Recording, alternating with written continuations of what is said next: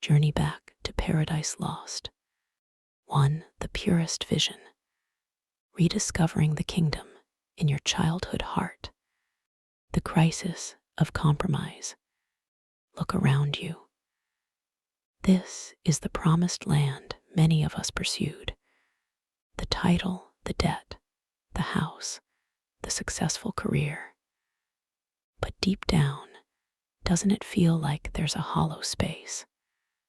A nagging sense that the success you achieved isn't the life you were actually meant to live.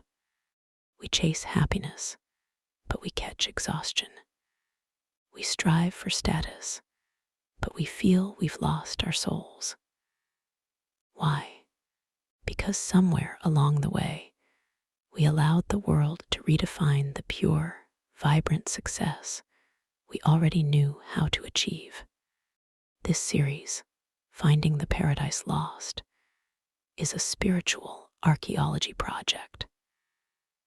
We are digging past the layers of fear, tradition, and compromise to reclaim the most powerful asset you ever possessed. The purest vision, the uncorrupted, kingdom-driven imagination you had as a child. The kingdom blueprint. The late, great Dr. Miles Monroe taught us one fundamental truth. The kingdom of God is not about going to heaven when you die. It's about heaven coming to earth while you live. If the kingdom is the original environment for humanity, then you were designed to function only in a kingdom context. Why does this matter?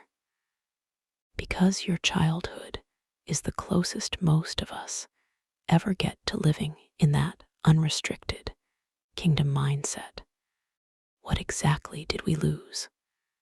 We lost paradise, and paradise was characterized by three things: unrestricted access, innate identity, and limitless imagination.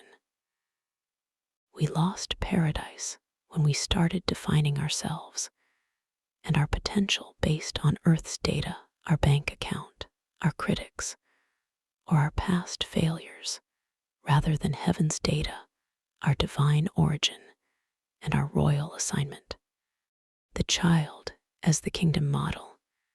Remember what Jesus said: unless you change and become like little children, you will never enter the kingdom of heaven. He wasn't talking about immaturity. He was talking about unadulterated faith, a pure mindset.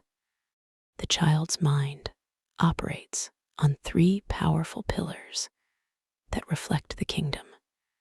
1. Impossibility is irrelevant. A child doesn't ask, "Can I fly?" They ask, "How fast will I fly?"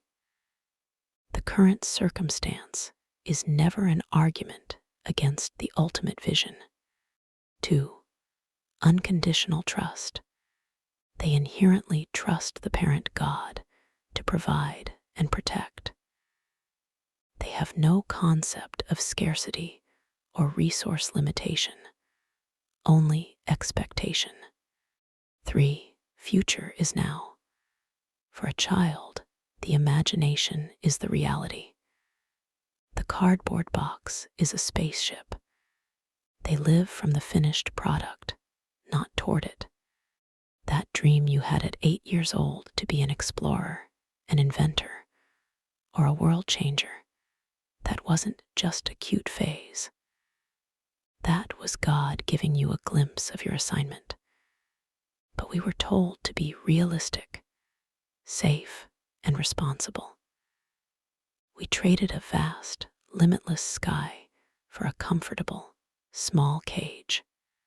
Whole life wholeness. The purest vision also recognizes whole life wholeness. In paradise, there was no division between the spiritual and the secular. Adam worked, he talked to God, he named the animals. It was all one unified existence. The child doesn't compartmentalize. Their creativity isn't separate from their personality. The whole life is the whole dream. True kingdom success integrates your faith, your work, your family, and your purpose into one magnificent whole expression. Don't let the graveyard of potential claim your destiny. Your assignment is waiting. It's time to remember who you were meant to be. 2. The uncorrupted blueprint. What was your first dream?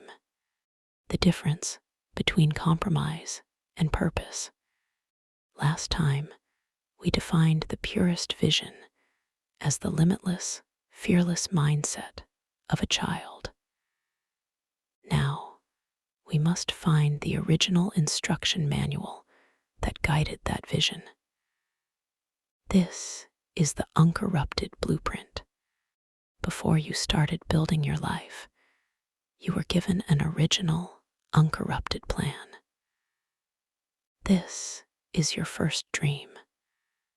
It's the unique impulse that makes you you, the thing you are always drawn back to, the area where your passion meets the world's deep need. Dr. Monroe taught us, purpose is the original intent for the creation of a thing. You are not an accident. You are a divinely designed solution to a problem that existed before you did. The blueprint isn't just about what you do. It's about the problem you were born to solve. The traps of adulthood. We often mistake goals or compromised dreams for purpose. A goal is a target you shoot for, like I want to make 6 figures.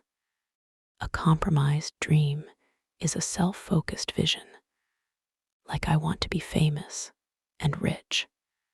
The uncorrupted blueprint, purpose, is the divine reason for existence, like I am here to use my gift of communication to restore hope to the marginalized.